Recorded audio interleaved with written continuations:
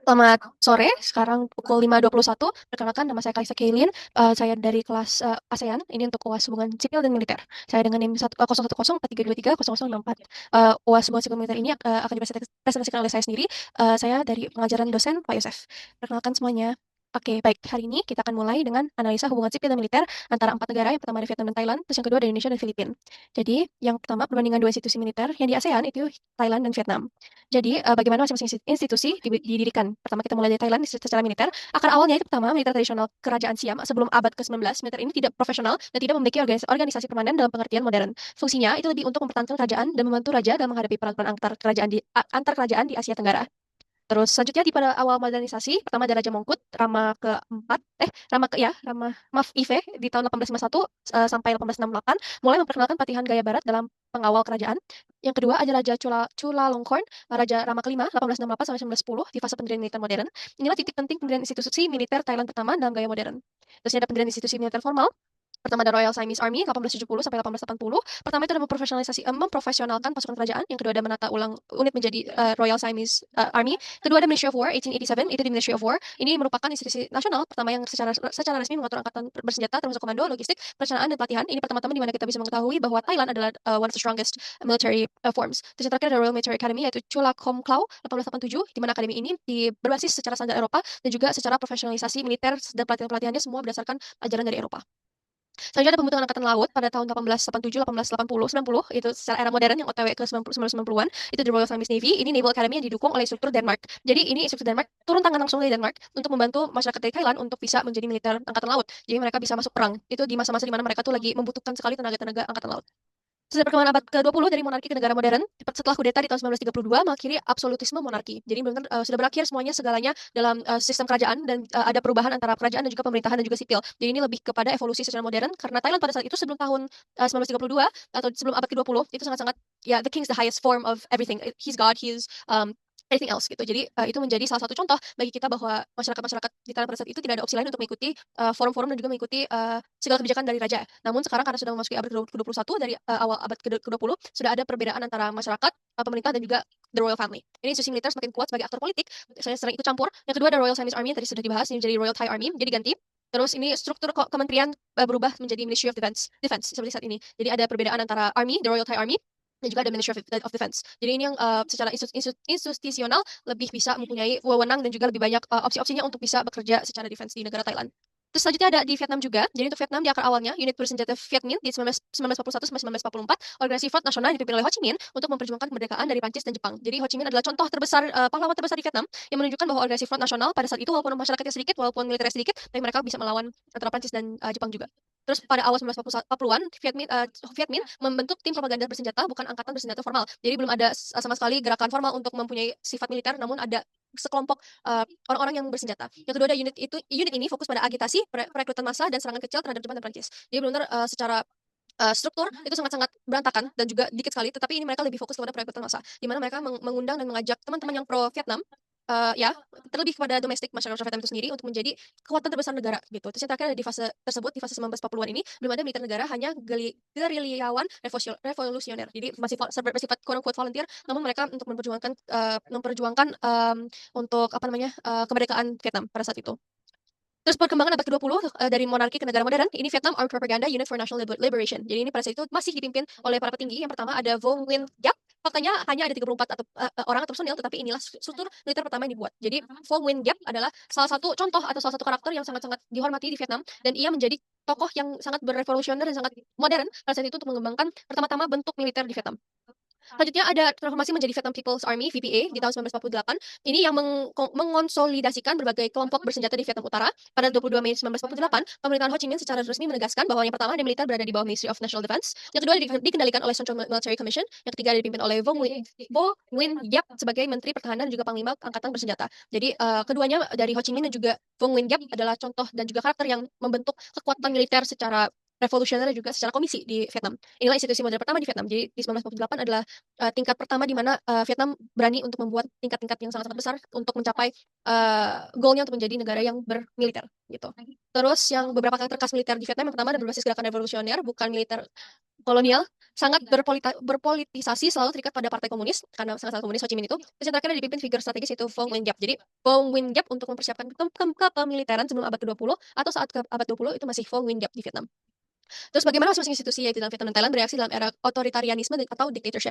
Jadi di Thailand itu sendiri, yang pertama di era otoritarianisme itu 1932 sampai 1970, cukup lama 40 tahun, dan Thailand menjadi aktor politik paling dominan setelah jatuhnya absolutisme monarki. Contohnya diktator terkenal itu Thanom Kittikachorn 1963 sampai 1973. Walaupun 10 tahun, tapi beliau adalah contoh atau seseorang yang sangat-sangat diktator ya teman-teman, kalau misalnya kita bisa lihat di secara Vietnam itu sendiri. Militer itu sendiri pertama ada membentuk pemerintahan sendiri, kedua ada mengontrol birokrasi, ketiga ada menekan oposisi, dan yang terakhir ada menjustifikasi kekuasaan dan dengan tema stabilitas monarki nasionalisme. Walaupun kita melihat moto mereka atau tema-tema mereka, tapi ini sangat-sangat berbahaya untuk masyarakat domestik di Thailand pada saat itu, karena mereka susah banget untuk bergerak pada saat itu. Dan itu malah mengontrol banyak sekali birokrasi, yaitu dalam bisnis, dalam kekeluargaan, dalam secara general keseharian, ini sangat-sangat mementingkan pemerintahan itu sendiri. Hubungan militer monarki sangat penting. Monarki dipakai sebagai legitimasi politik untuk dominasi militer. Jadi yang digunakan pada saat itu monarki itu kerajaan, the king's family, dan juga teman-teman dari teman-teman dekat kerajaan Thailand pada saat itu menggunakan kekuasaan itu tersebut terlebih kepada karakter ini Thanom Kittikachorn. Dia menggunakan kekuatannya dalam monarki untuk mendominasi militer ke seluruh Thailand. Dan itu susah ya teman-teman kalau kita bayangkan.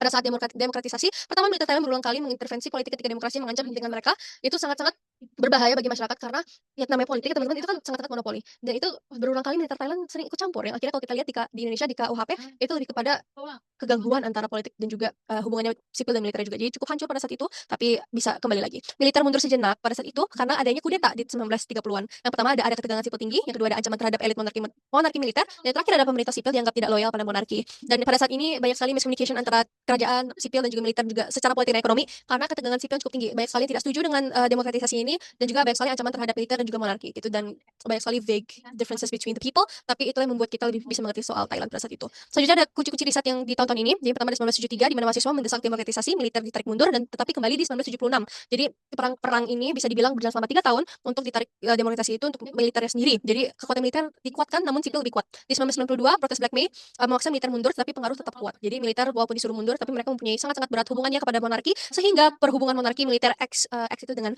sipil dan juga para masyarakat domestik itu sangat-sangat berbahaya di Mei tersebut. Ternyata Mei juga berbahaya sekali di Thailand ya teman-teman, nggak cuma di Mei 98 di Indonesia. Selanjutnya ada 2006 sampai 2014 ini militer kudeta pemerintah sipil itu Thaksin dan Pheu Thai. Ini ada kakak. Thaksin dan Pheu Thai itu ketua dan wakilnya. Ini militer karena mereka sangat-sangat tidak setuju dengan kebijakan Thaksin dan juga Pheu Thai. Selanjutnya ada peran militer Thailand saat masa-masa demokrasi. Yang pertama ada protector role, itu mengklaim menjaga monarki dan stabilitas nasional. Namun as we all know, tidak selalu fakta tentang itu tersebut. Itu malah menjadi monarki yang lebih tidak stabil di negara Thailand. Terus ada gatekeeper of democracy. Jadi demokrasi itu walaupun sangat-sangat penting di negara dan juga sangat-sangat penting untuk menyampaikan aspirasi masyarakat, namun di Thailand pada saat itu sangat-sangat tidak digunakan. Jadi demokrasi boleh terjadi sepanjang tidak mengancam tahanan elit. Namun tidak ada kejadian tahanan elit, tapi ada beberapa basis-basis perkataan yang dimana mendukung bahwa ternyata ada. Terus yang terakhir mempertahankan posisi dalam ekonomi, anggaran pertahanan, dan juga birokrasi. Ini tergantung kepada semuanya yang belajar tentang topik ini. Namun ini lebih kepada bagaimana secara Thailand, secara ekonomi, secara anggaran pertahanan itu militer, dan juga birokrasinya bagaimana cara berubahnya, dan juga bagaimana mereka bisa beradaptasi pada hal-hal modern. Selanjutnya kita akan membahas lebih tentang Vietnam. Jadi yang pertama itu kita pada di era otoritarisme yaitu di tahun 1932 sampai 1970 Vietnam tidak mengalami demokratisasi liberal. Terus yang kedua sepanjang sejarah negara modernnya Vietnam berada dalam sistem otoritarian satu partai yaitu Partai Komunis Vietnam. Terus yang selanjutnya ada karakteristik militer Vietnam pada era otoriter. Yang pertama ada militer sepenuhnya berada di bawah kendali Partai Komunis melalui Central Military Commission. Terus ada yang kedua ada loyalitas serta militer kepada partai bukan negara atau konstitusi. Terus yang ketiga ada ideologi yang digunakan seterusnya itu People's Army under the leadership of the party. Itu sangat kuat. Jadi Central Military pada saat itu tuh sangat-sangat bergantung pada ideologi ini karena pentingnya dalam memperhatikan antara hubungan sipil dan juga militer pada saat itu. Terus ada juga militer memainkan yang pertama stabilisasi rezim, yang kedua ada mobilisasi rakyat, ketiga ada pembangunan nasional, dan yang keempat ada kontrol internal. Selanjutnya ada pada saat era demokrasi ini di mana saat sipil bisa berani dalam mengatakan aspirasi. Yang pertama Vietnam tidak mengalami demokratisasi politik, namun adanya liberasi ekonomi dan juga tetapi tidak ada liberasi militer dan politik. Jadi militer dan politik tidak ada hubungannya sama sekali antara satu sama lain karena pada saat itu Vietnam itu sangat-sangat kuat dalam perbedaan itu dan itu sangat-sangat dipisah. Terus ada perilaku militer Vietnam kala liberasi ekonomi. Yang pertama adalah tetap patuh pada partai, kedua ada tidak menuntut otonomi politik, dan yang ketiga tidak mengintervensi proses politik karena semua keputusan tetap sepenuhnya berada pada Politburo dan juga partai. Jadi partai saat itu yaitu komunis itu sangat-sangat besar di Vietnam dan sayang sekali banyak sekali tidak ada yang berani untuk berkata-kata dan juga mengganggu adanya dan juga gangguan antara hubungan tersebut di dalam negara. Selanjutnya ada juga ekonomi politik dari institusi militer tersebut itu Vietnam dan juga Thailand. Yang pertama kita mulai dari Thailand, militer sebagai aktor politik dan ekonomi. Jadi militer itu ikut campur sangat-sangat berat di dalam negara. Yang pertama itu menguasai anggaran pertahanan yang besar, yang kedua mengelola berbagai aset ekonomi, media, real estate, klub olahraga dan juga lahan. I know it doesn't relate, tapi pada saat itu sangat-sangat digunakan. Terus yang ketiga adalah memiliki perwira-perwira yang duduk dalam BUMN dan yang terakhir adalah menggunakan jaringan patronase untuk mempertahankan loyalitas internal. Jadi mereka sangat-sangat bisa dibilang sangat mementingkan hubungannya secara internal dalam negara, tapi itu malah ikut campur terlalu banyak menurut saya. Terus semua untuk menciptakan military monarchy bureaucratic elite network. Jadi untuk membuat gampang. Selanjutnya Kita ada aliansi ekonomi politik dengan monarki. Yang pertama, monarki itu sebagai sumber simbolik kekuasaan, dan militer itu sebagai penjaga monarki dan juga mendapatkan legitimasi politik. Jadi militer pada saat itu menggunakan monarki untuk mendapatkan kekuatan terbesar, kekuatan tertinggi dalam negara secara politik. Yang keduanya sama-sama menguasai patronase ekonomi. Very deep, guys. Selanjutnya ada bisnis dan juga patronase internal. Ini militer terlibat dalam pengelolaan anggaran pertahanan, proyek infrastruktur, penguasaan lahan atau de facto, yayasan militer juga unit bisnis semi resmi. Terus yang ada banyak sekali posisi militer yang menghasilkan rente, promosi berdasarkan patronase, kekuasaan ekonomi bagi faksi dan tertentu, misalnya Eastern Tigers Faction. Dan ini yang membuat militer punya kepentingan kepertahanan status quo politik pada saat itu. Selanjutnya ada militer di Thailand sering kudeta, dan itu menjadi baik sekali dalam perbincangan antara mahasiswa-mahasiswa hubungan internasional. Namun ini menjadi karena kekuasaan politik dan juga akses ekonominya tidak ada pertahanan dan juga tidak ada perbedaannya, dan itu sama saja. Makanya sering sekali di Thailand sering sekali kudeta.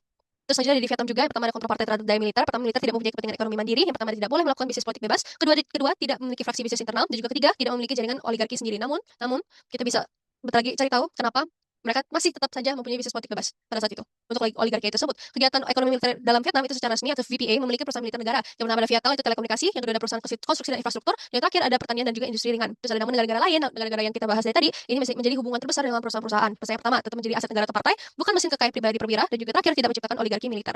Dan ini menjadi dampak terhadap politik tersebut karena tidak ada patronasme, personalisme, ekonomi politiknya bersifat institusional komando dan juga bukan patron client.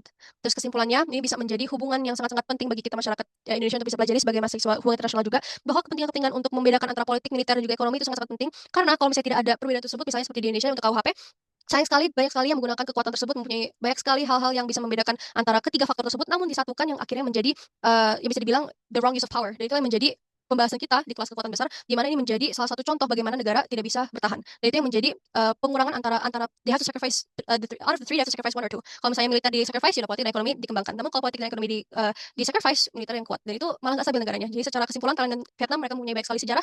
Namun itulah yang menjadi contoh bagaimana Thailand dan Vietnam itu tidak bisa semaju-maju seperti Tiongkok maupun Amerika Serikat.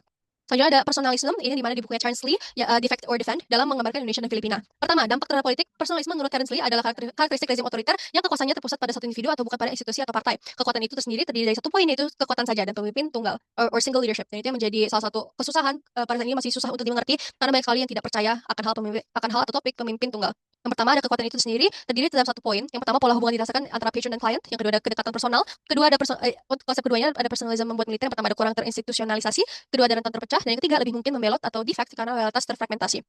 Analisis yang kita akan bahas yaitu pertama personalisme militaris yang antara kedua Indonesia dan Filipina. Untuk pertama Indonesia kita akan membahas Soeharto, dan yang kedua untuk Filipina kita akan membahas bapak satu ini, yaitu Carlos Bala, aku lupa namanya, maaf. Selanjutnya untuk Soeharto membangun kekuasaan melalui patronage network dengan TNI Indonesia, dan dia juga semua jabatan-jabatan yang diberikan kepada perwira adalah dikarenakan mereka-mereka yang loyal pribadi. Jadi orang-orang yang masuk ke dalam perwira dalam kepemimpinan TNI Indonesia maupun secara politik di Indonesia pada saat Soeharto naik, karena itu ada teman-temannya sendiri, teman-teman. Jadi Soeharto adalah salah satu presiden yang masih menggunakan kebijakan ini, nggak tahu untuk presiden sekarang, namun dikarenakan mereka tuh mempunyai loyal pribadi tersebut. Jadi contohnya ada Wiranto, Prabowo, dan juga Denny Murdani. Karena kedekatan personal atau pribadi Soeharto, fragmentasi faksi dalam tubuh militer atau ABRI Kostrat Kopassus tidak berdasarkan aturan institusional. Terus yang terakhir untuk Carlos ini sendiri, untuk Filipina, pertama ini menggunakan AFP atau Armed Forces of the Philippines melalui yang pertama promosi berbasis kedekatan pribadi, kedua ada patronage politik sama aja kayak Soeharto, yang ketiga ada pembelian kesetiaan dari fraksi tertentu. Yang karena kekuasaan bergantung pada loyalitas personal bukan institusi. Banyak unit militer lebih memilih membelot ketika tekanan massa 1968 86 meningkat. Jadi antara Carlos dan Soeharto sama saja, teman-teman. Selanjutnya kesimpulannya, karena mereka sama saja, mereka menggunakan patronage politik yang akhirnya menjadi fraksi tertentu dalam hubungan mereka dalam sipil dan militer juga. Karena contohnya Soeharto adalah jenderal tertinggi pada saat itu sebelum dia menjadi seorang presiden, dan ia menjadi salah satu contoh bagi kami yang mempelajari Orde Baru untuk bagaimana mempunyai kekuatan yang sangat besar, hubungan yang sangat baik dengan negara-negara lain, namun ada masalah tertentu seperti di ekonomi dan juga secara keamanan sipil di 1998 pada saat itu yang menjadi kesimpulan kita untuk menganalisa lagi bagaimana secara personalisme dalam buku Terence Lee yang membuktikan bahwa mereka adalah contoh dari kedekatan personal, dan juga mereka secara pemimpin tunggal adalah hal yang sangat-sangat defektif untuk perkembangan negaranya mereka sendiri. Dan kita berharap hanya bisa berharap bahwa Indonesia dan Filipina bisa belajar dari hal ini tersebut. Pertama, sumber kami itu dari PPT presentasi Thailand, yaitu dari saya sendiri dan teman saya Sherin. Terus kedua ada PPT presentasi Vietnam, yaitu dari Cindy dan Kayla. Dan ketiga ada chapter 2 Defect of Defense, yaitu Terence Lee punya buku, itu dalam materi modul kami. Yang keempat ada Indo Future Civil Military, ini juga materi modul kami. Dan yang terakhir ada Indo Thai Authority, itu materi modul kami juga. Baik, itu saja untuk presentasi saya. Saya Kayla Sekili dengan NIM 0104323054. Saya pamit undur diri. Terima kasih.